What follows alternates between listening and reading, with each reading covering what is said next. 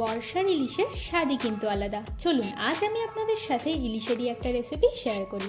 By the way, আমি আপনাদের Trisha and welcome to my channel Trisha's tasty ট্রিটে। আর আজকে আমি বানাচ্ছি ইলিশ মাছের ভাপা। তাহলে চলুন শুরু করা যাক। এই ইলিশ মাছের ভাপা বানানোর জন্য আমি এখানে 4 টুকরো ইলিশ মাছ নিয়েছি।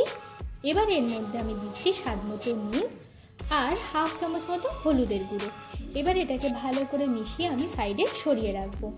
ততক্ষণের জন্য একটা বাটিতে দিচ্ছি 2 চামচ মতো হলুদ সর্ষে, 1 চামচ কালো সর্ষে, 1 চামচ মতো পোস্ত, হাফ চামচ হলুদ গুঁড়ো, স্বাদ মতো নুন আর দিচ্ছি 2টো কাঁচা লঙ্কা।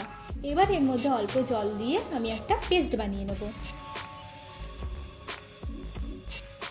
আচ্ছা, আমি এখানে একটা টিফিন বক্স নিয়ে নিয়েছি। এবার একে একে ইলিশ মাছগুলো আমি এতে সাজিয়ে দেব। এবার এর ওপরে আমি সর্ষের পেস্টটাকে দিয়ে দিচ্ছি আর দেব অল্প একটু সর্ষের তেল দিয়ে এটাকে আমরা ভালো করে প্রথমে মিশিয়ে নেব। এবার এর উপর থেকে আমি দিয়ে দিচ্ছি 4টে কাঁচা লঙ্কা, আরও একটু সর্ষের তেল। এবার টিফিন বক্সের ঢাকনাটা আমি বন্ধ করে দেব। চলুন এবার এটাকে ভাপিয়ে নেওয়া যাক। তার জন্য গ্যাসের মধ্যে কড়া বসিয়ে তার মধ্যে জল দিয়ে তার উপর একটা স্ট্যান্ড বসিয়ে আমি টিফিন বক্সটাকে রেখে দিচ্ছি।